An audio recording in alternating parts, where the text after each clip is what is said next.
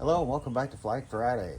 Today we're going to talk about the Battle of Guilford Courthouse, and this is the Guilford Courthouse flag.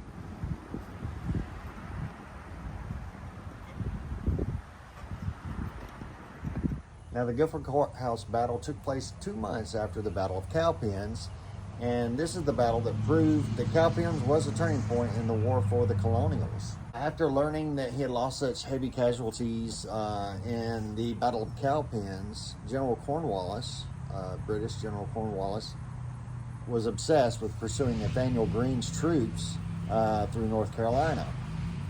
And the British had a heavy recruitment going on in North Carolina for people loyal to the crown.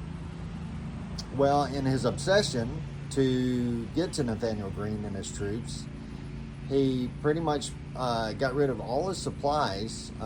He got rid of his supply train and got rid of his food. And then while they were going through North Carolina in pursuit of Nathaniel Greene and his troops, they pretty much stole from the residents, the same people they were trying to recruit to their cause.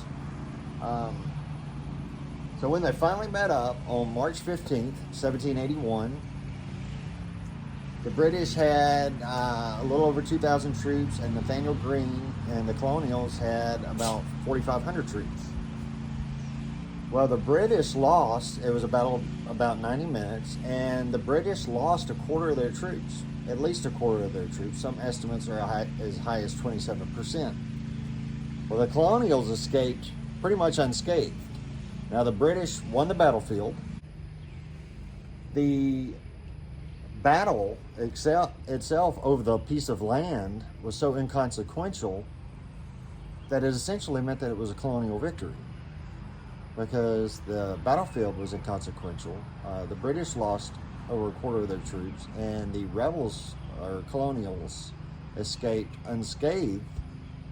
And in the process, the British had been stealing from the residents, the local residents, leading up to the battle, which hurt their recruitment costs. So their recruitment was just done after the Battle of Guilford Courthouse.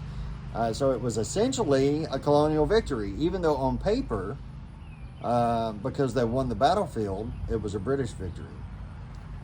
So it was an empty victory for them. Later on in October of the same year, 1781, the British would surrender to George Washington at Yorktown, Virginia, and the United States was finally born as a nation officially. All right, well, thank you so much for coming back for Flag Friday this week. Come back next week and we'll look at some more great flags. Until we see you again, y'all have a wonderful week, and God bless.